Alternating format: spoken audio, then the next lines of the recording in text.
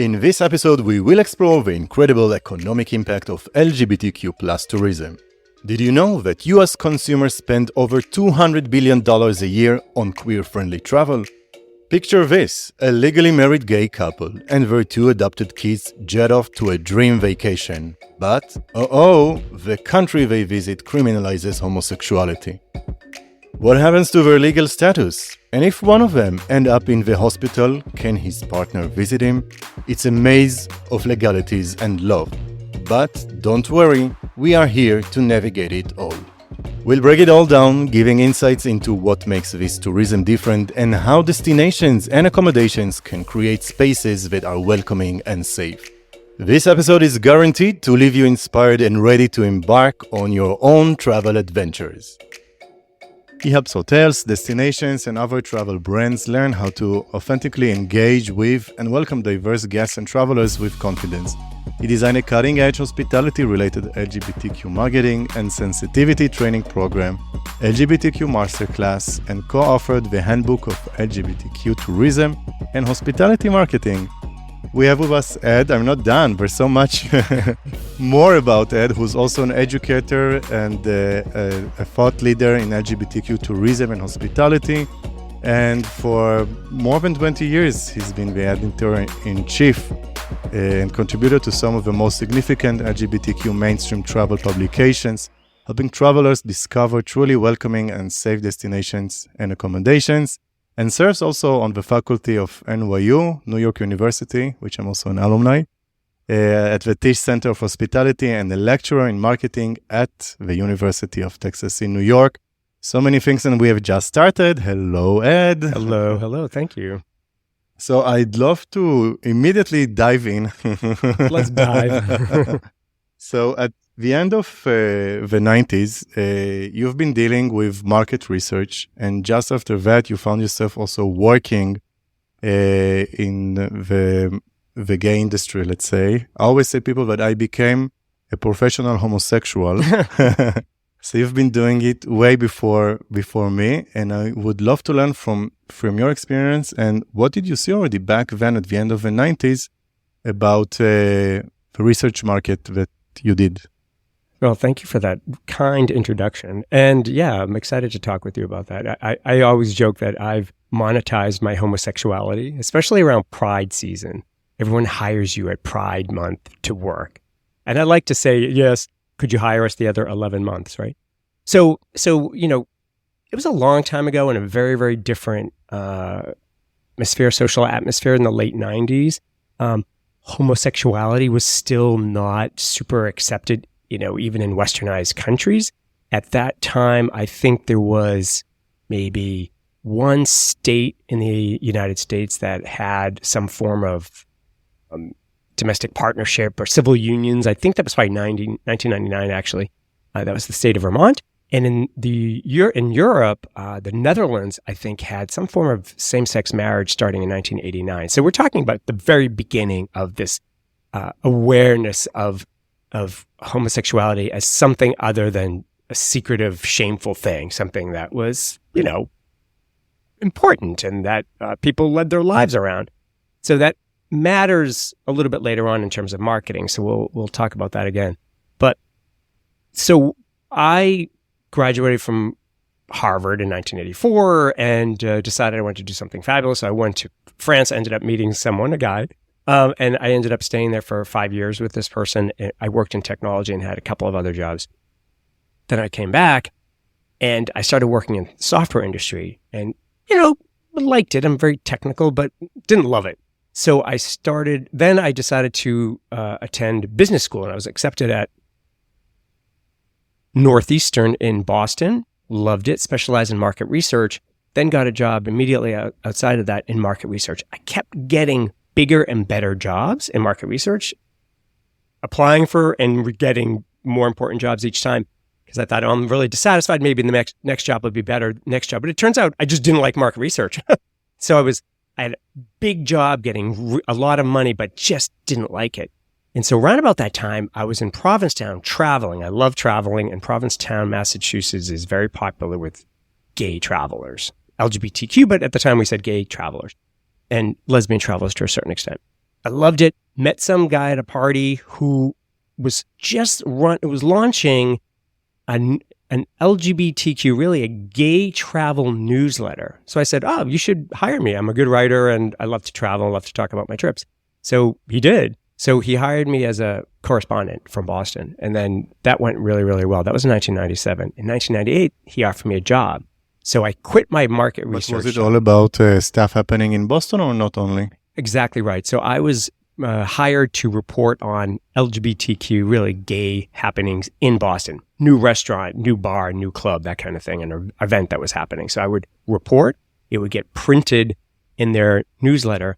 And importantly, since this was the dawn of the age of the internet, the web had just come out.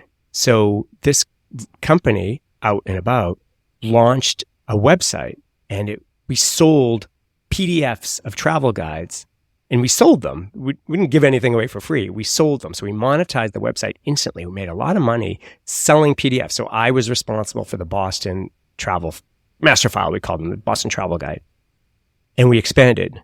So in the expansion plan, they needed an editor to move from where I was in Boston to Los Angeles, to West Hollywood, and take a job as associate editor of Out and About, which I gladly accepted and got fired from my job as a market researcher. But I was fine because they gave me a severance check, and then I just moved with a lot of money, and I moved to LA really happy with the new job. And so how many people did you get? Like how many people were paying for those PDFs? PDFs? Of people, because this is very interesting.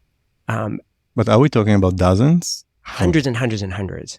So the gay world has always been ever since there is an internet of some sort, has been disproportionately represented online. Why? Because for LGBTQ people, it's a safe space, safe place to meet others, safe place to purchase information that's relevant to you without going to a bookstore. And you couldn't find these things in bookstores at the time. You couldn't find them in airports, like a gay guide in an airport didn't exist. Quickly in the 2000s it did, but not in 1998. So we sold lots and lots and lots of guides to people who are going to Paris, going to Rome, going to Boston, going to the West Coast of the United States, going to Latin America, whatever it was. And we wrote these guides based on not necessarily traveling there, although we did, but we used our network. So if it was a guide on Tel Aviv, I might call you and say, tell me the people I need to talk to, tell me the things I need to cover, and then we just networked out, created these guides, edited them, and posted them online and sold them. It was good business. So we created a lot of content. And the content was very interesting and relevant. And what happened was within a year, it was like 1998, I moved there, started working. In 2000, a company called Planet Out, which is an online presence, they had merchandise, retail, e-tail, I guess we called it at the time. They had social, they had this, ways to meet people, personals, this kind of thing. They didn't have travel. So they purchased Out and About to purchase our travel content. Ed, can I ask you, what does it mean, gay or LGBT tourism? Many times when I talk with different vendors or business owners, they're like, what is this thing? Why LGBT people aren't they just like everyone? Of course not, but I would love to ask you if you have some kind of definition or definitions for that. I think it's helpful to think about the context. So who's asking those questions? It's straight people who aren't in the community, who are in hospitality, and from their perspective, they say everyone is welcome. But when you look at the LGBTQ perspective, say gay and lesbian perspective, say in 1998, do I assume that I'm going to be welcome at a hotel? If I showed up with my same-sex partner at a hotel, are they going to treat me like everyone else? We know the answer is absolutely not. But those providers of travel, the suppliers, don't have any idea. That's why we have LGBTQ sensitivity training. One of the major emphases I place is I ask them, whose perspective are you looking at? Are you looking at your own perspective as the provider, or are you looking at the queer person who's showing up your desk who has had a history of, no, you can't serve in the military. No, you can't be in our religious community. Nope, you can't have this job. Nope, you can't be in this neighborhood. No, no, no, no, no. So that person does not expect to be welcome everywhere. Quite the opposite, right? This is a lot about being a minority or being discriminated. It's like about Absolutely. discrimination. Discrimination is an outcome. I think the real issue is safety, right? So it's really your safety, and you can define that in a million different ways. For a woman, the safety might be, I don't want more people looking at me. I don't want more attention paid to me. Maybe for a gay man, it's literally, if I walk out into this neighborhood where I've never been, holding my partner's hand from the hotel, will we get jumped? Will we get beat up? I mean, it's really physical safety. It could just be at check-in, you get the little eye roll. Ugh. Or maybe you get someone at the check-in who says, oh, no, there must be a mistake here. There's 2 men on 1 bed. No, we're going to change that to 2 beds. This happens. Still, it happens. Of course. I've been kicked out of hotels. I mean, way back. It was a couple of different places. Once in Budapest, once in Greece, where it's like, no, it was small, family-owned, conservative family-owned guest houses. I don't know their religious or political views.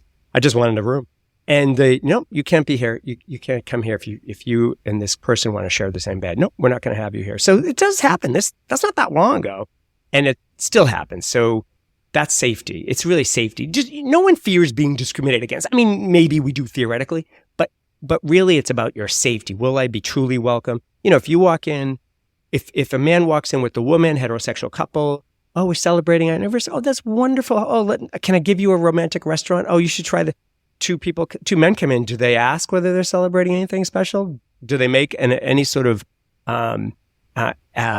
effort to show them that we really care about the relationship that they have? No. So it just still doesn't exist, really. Not that much. Some hotels are good, but most of them aren't. Do you see any changes? First of all, I have to say that I'm sorry to hear about that horrible experience that you had. I was always afraid that anything like that will happen to me, and I can really understand the fear. But fortunately, I didn't have to face that fear. But maybe that's also easier when using Airbnb and so on. Probably we as LGBT people have kind of different consumer behavior. Absolutely. We have different needs and concerns. For marketing, good marketing, you want to focus in on your customers' needs and concerns.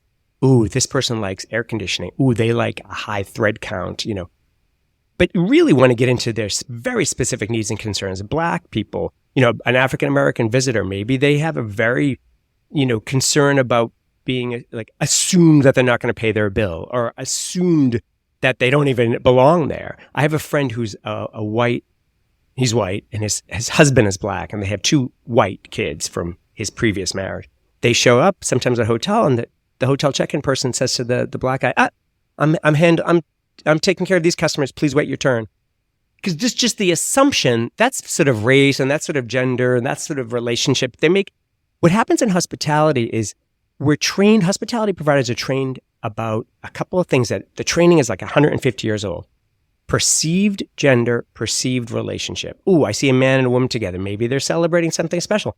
We'll give him the check at the end of the meal. We'll take her coat. So there's a lot of gender biases and orientation perception biases within hospitality. Those have to be deconstructed, and you have to start from scratch. So it's very, very difficult. But I haven't seen this. I think that the hotels for the past, say, 20 years, Western U.S., I'm sure Israel, different places, they have a very minimal good standard. 2 men walk in with their both names on 1 reservation. The room is 1 queen bed, 1 king bed. Fine, no worries.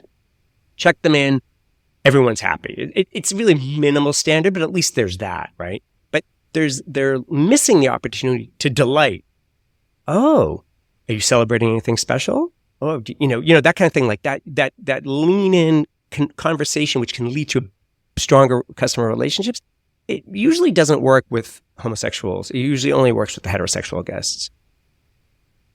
I wanted to ask about the market. Okay, can you explain a bit about what are the markets? I mean, we have probably individual people, or do we see agencies like travel? Oh, so the industry, guided tours, right. Or what are kind of services that we have, except for I understand completely about the hotels, but sometimes when I travel to some destinations, I would love to find also about the history of queer communities, for instance, so to find the right bar and so Absolutely. on. So the industry is made up of so many different components. Hotel is just one small component. You have attractions, the places that you go visit.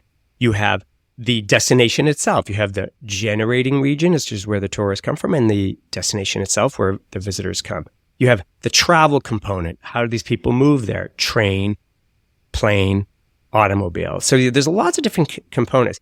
When you're in the LGBTQ community, your decisions around travel have, your sexual identity, your sexual orientation or your gender identity are, factor into your decisions, but in some instances, they're much more important. So where I stay at a hotel, my perceived sexual orientation and my perceived gender identity probably matter more than when I'm purchasing a train ticket. There's a big difference between those two things because you're not sleeping, mostly for the most part, you're not sleeping in a train or sleeping on a plane. Really, you're just transporting yourself. So, and then attractions. So you might say, like, what is your gender identity? Or what does your sexual orientation have to do with whether you enjoy a museum or whether you appreciate this art or whether you go to a Broadway show? Well, it's about the entirety of the experience, right? So there's a couple of ways of thinking about that. Representation is incredibly important. Do you know, as an LGBTQ person, maybe as an African-American person, maybe as an Asian person, maybe as someone who practices halal, maybe someone who wears a headscarf, do you know whether you'll be welcome in this restaurant, in this hotel, in this Broadway show, at this attraction? You don't really know. You have to look for cues. You have to look for indications of that. What are those indications? Those are usually affected by marketing. So there's some organizations that do an incredible job showing diversity within their marketing materials, within their communications, and some that do a terrible, terrible job, right? So there's the whole range of those things. And really, it's a battle for this market itself, which is a pretty big market. So you'd ask the question about what does the market look like? They estimate that the amount of money that the LGBTQ consumers spend every year is approximately $1 trillion US. This is everything. This is from only in the US. So this is buying a computer, buying a shirt, but it's also buying travel products. So within that, they estimate that the global expenditure on travel products for self-identified LGBTQ people is conservatively $218 billion. So $65 billion US spend, 11 billion United Kingdom, Brazil's like 13 billion. So it all adds up to about $218 billion just for travel products. So it's a very significant market. That's why a lot of providers of travel services, of tourism, hospitality services, are really focusing in on this market because they can make money, But to do that authentically and to do that sustainably, meaning people believe you, they trust you, you can do it year after year after year, is a very difficult thing to do. And let's say that I want to plan a trip. And let's say that I'm in a situation of, I'm caring not only for myself, but also, let's say I have a family, partner, we have kids, not yet, I wish, okay? But as a queer family, then we want to have a safer space, not only for ourselves, but also for the kids and the whole family. So what options do we have today in order to find that kind of information? I understand about the marketing that you say, but let's say if it's from our side as consumers, but we just want to plan something for. And, travel, tourism, hospitality products, they're high involvement products. You have to do a lot of research, and there's even more research. It takes so much time. A lot. And there's even more research and work that you have to do when you're in the LGBTQ community, because for a couple of reasons. Historically, LGBTQ community have been discriminated against. We already talked about no, you can't serve in the military, can't serve. There's also instances where LGBTQ people are refused service, given really terrible service, maybe even harassed, or possibly even physically assaulted or attacked. This is historical. So LGBTQ people really think about safety. Another major thing to think about is over 60 countries criminalize homosexuality. There are 11 countries that have the death penalty, including 5 that impose the death penalty still on locals. Like which? Unsurprising countries in Iran and Sudan and Yemen, these kinds of places. Some of them are really popular with tourists as well. Zimbabwe, Zambia, right? the Caribbean has a really hostile in some countries because of the legacy of colonialism. So the British colonial countries had terrible laws. The French and the Dutch, more permissive laws. So some of the Dutch and French islands in the Caribbean are a little bit more welcoming than some of the Spanish-speaking and some of the British English-speaking ones. So back to your example about the family. So imagine two men legally married in New York City. They get on, and with their legally adopted child, they get on the plane in Queens. They're legally married. The kid legally belongs to them. Yeah. They're going on safari to Tanzania. Tanzania criminalizes homosexuality. Are they still legally married to each other? Does that kid still legally belong to them? Together? To them? I don't know. And how about yourself? If you, God forbid, you're in the hospital, can your partner legally visit you? Or is he permitted to visit you? I don't know. I'm not an international lawyer. However, that is something that LGBTQ people think about in the back of their mind. And it's something heterosexual people cannot understand because there's no equivalent. There's no equivalent where heterosexual people are criminalized because they're heterosexual. Yeah. It's a huge difference. So going back to your suppliers, everyone's welcome here. We treat everyone the same. Well, are you criminalized in any country? So it's deeply, profoundly different. And that's so important to get across. And how can we find that information? So there are sources for information. There's no one source, just like there's no one source on straight travel. So you have to find your sources that you think are credible, that you trust. There's a lot of really good bloggers out there, and those are the ones I follow. The Nomadic Boys, Too Bad Tourists. There's a woman I really like. Her name is Elise D'Alessandro. There's lots and lots of great bloggers and content creators who talk about the safety of destinations and whether people will be welcome. A lot of it is very them focused. It's through the prism of their experience. So to find editorial, more research focused and more editorial focused resources is very difficult. Ours used to be the one of the most important ones, Out and About, Out Traveler, Man About World, because we sent writers all over the world. But there's very few. There's Q Digital publishes LGBTQ Nation, and it publishes Gay Cities and a few other platforms like that. So there are some good sources out there, and unfortunately, there's no one source. I think maybe IGLTA, which is International Gay Lesbian Travel Association, IGLTA.org, is a good place to start because they list all their member organizations, and so you can get a sense of organizations that are at least understand that they need to be LGBTQ friendly. So that's a good place to start. It's not a secret that I'm trying to develop a startup for the LGBTQ plus communities and so on. And you're actually only proving for me the need for such a tool.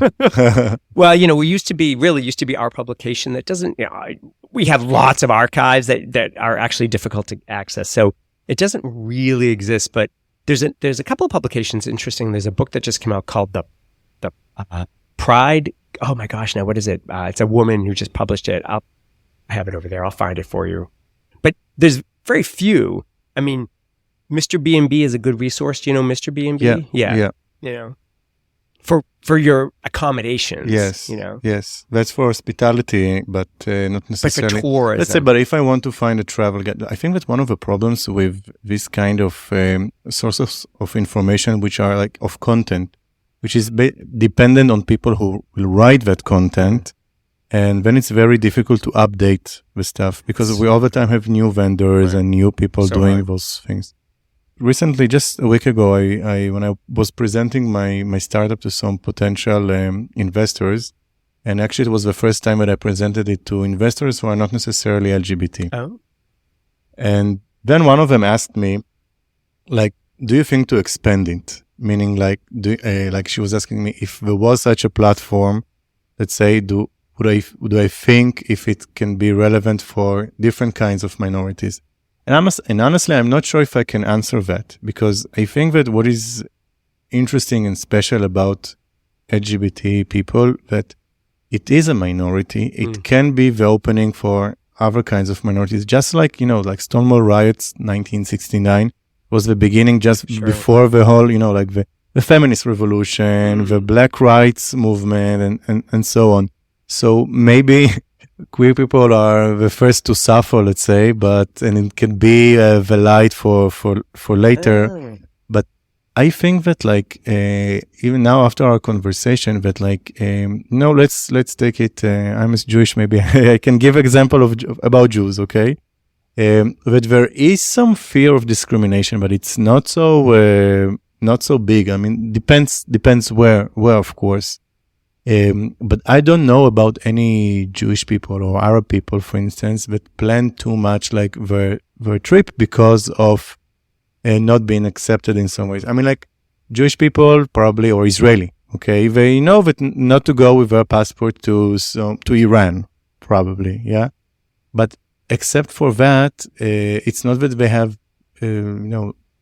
I can't think about an example of any minority where it can be really dangerous, just as you said, like a family that will go from the US to Nigeria. Right. It's interesting. Yeah. It's probably, sometimes I think if you as a marketer or travel supplier or attraction or hospitality provider, if you can understand the LGBTQ market, you can then more or less start welcoming other underrepresented segments. Because the LGBTQ one, there's a lot you have to deal with.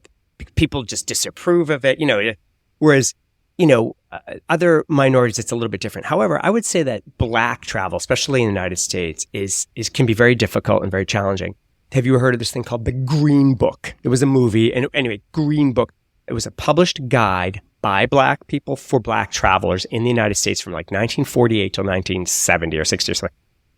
And in it talked about places where black people can travel safely in the United States to get gas, to stay in a hotel, to visit. Because back in those days, in the 40s, 50s, and 60s, you could get lynched, killed, murdered, right? So that's a pretty good equivalent. Is it still true now? Maybe much less so, right?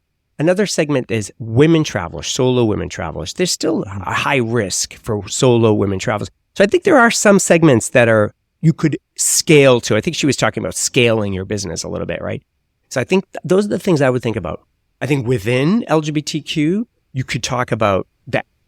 We say intersectionality, meaning black and queer, or plus size women, solo women, Asian queer. I'm just saying, it might be interesting to explore that. Is it a whole business? I don't think so. I think that LGBTQ is probably the biggest business opportunity that you have. But I would explore those others.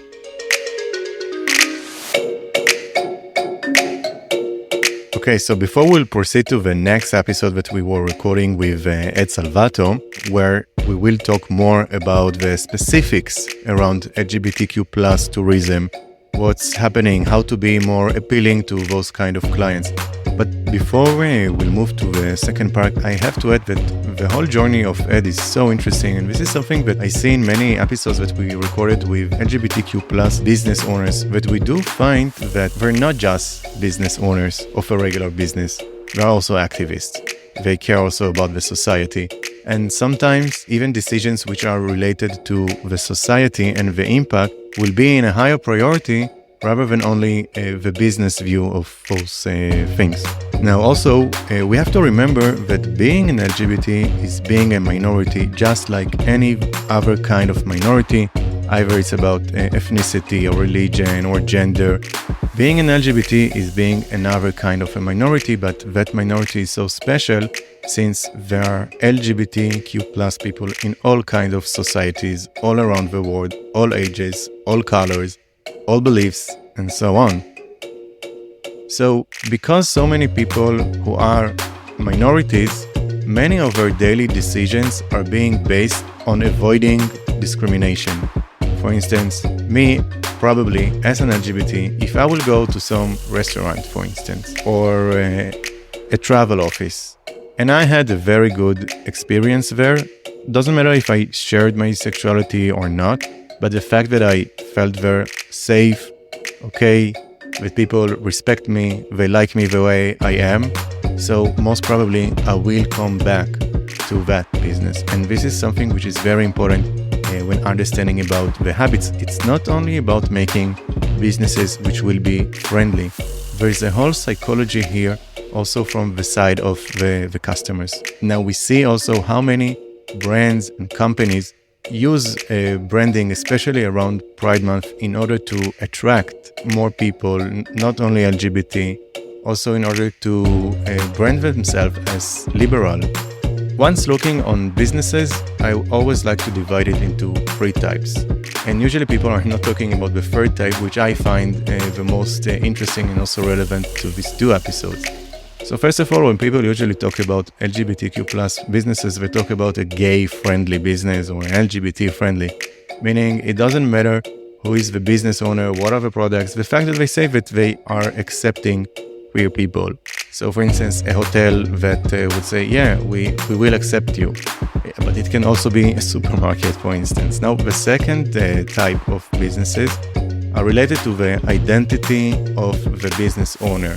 That's also what kind of organizations like NGLCC in the US are doing, or in some other countries. It's just like Chamber of Commerce, like organizations or startup entrepreneurs, that they help entrepreneurs who are LGBTQ+, but it doesn't really connect to the product. For instance, I can be a hairdresser who's LGBT, but hairdressing is not necessarily an LGBT product.